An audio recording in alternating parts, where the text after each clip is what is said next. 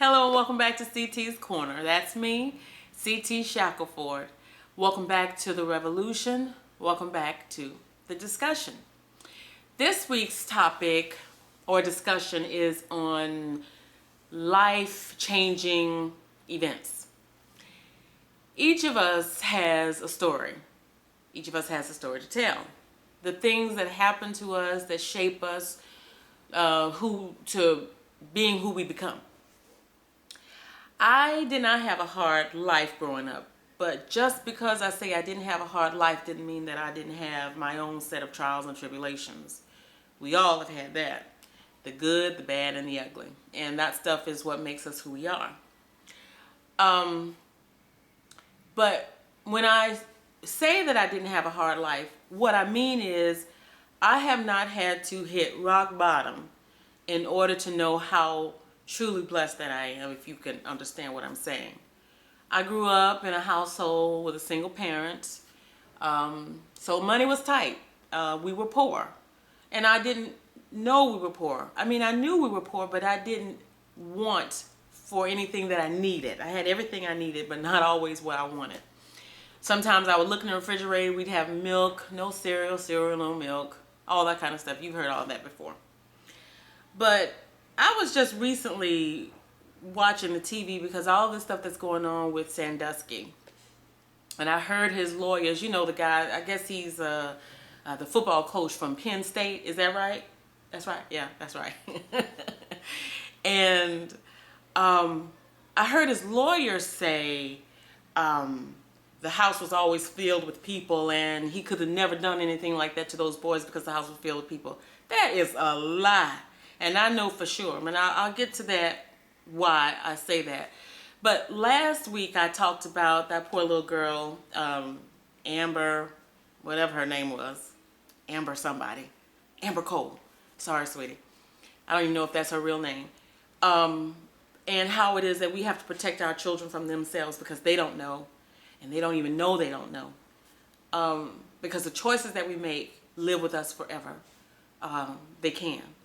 But when the lawyer for Sandusky said that he couldn't have done those things to those boys because the house was filled with people, the reason why I vehemently say that that is a lie is because, now, let me go back for a second. When I was growing up, we talked about stranger danger, but not to the 10th power the way we do now. And I think we all know that it's not just the strange people or the strangers who sometimes can cause harm to our children. Sometimes it's the people that they know, the people that they live in the same house with.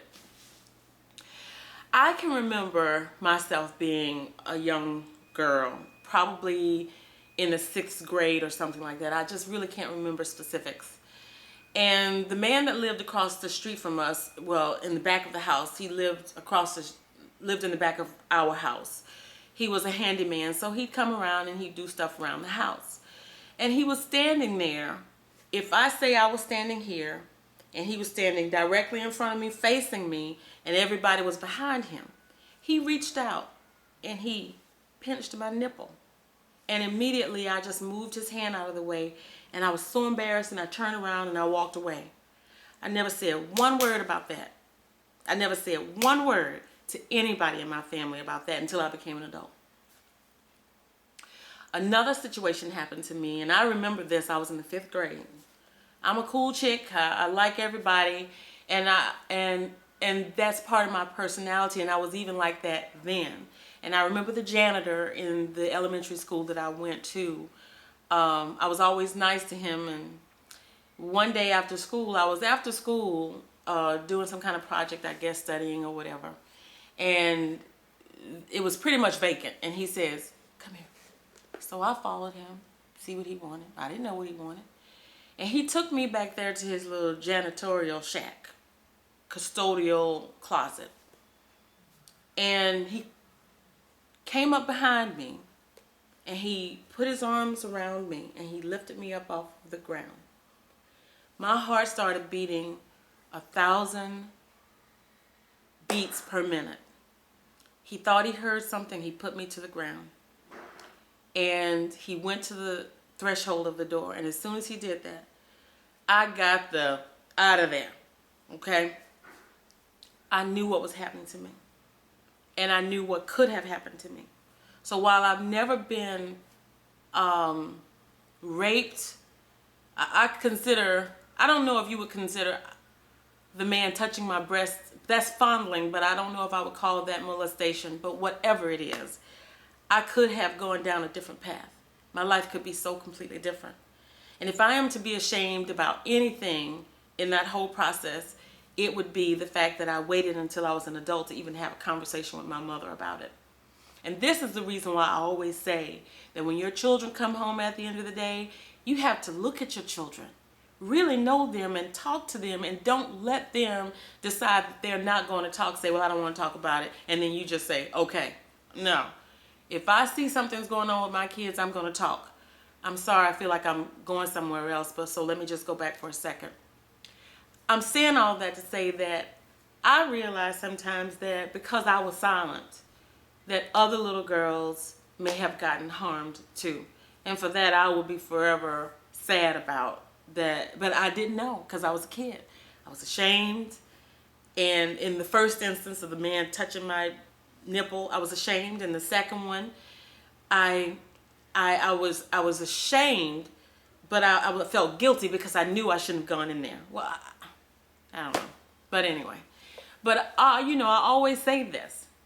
So when I say that my life was not hard, it does not mean that I didn't have trials and tribulations that I've had to go through. I've made a lot of stupid mistakes just like we all have. But I have survived them. And look, I'm still here. And you remember? I wrote this book. Don't forget to go out there. Check it out at Barnes & Nobles and every online retailer. I'm very excited about it. It'll make a great Christmas gift. And as I have always said, and as you can see, just listening to my own story, it is not what happened to us that determine who we become. It is what we allow ourselves to become.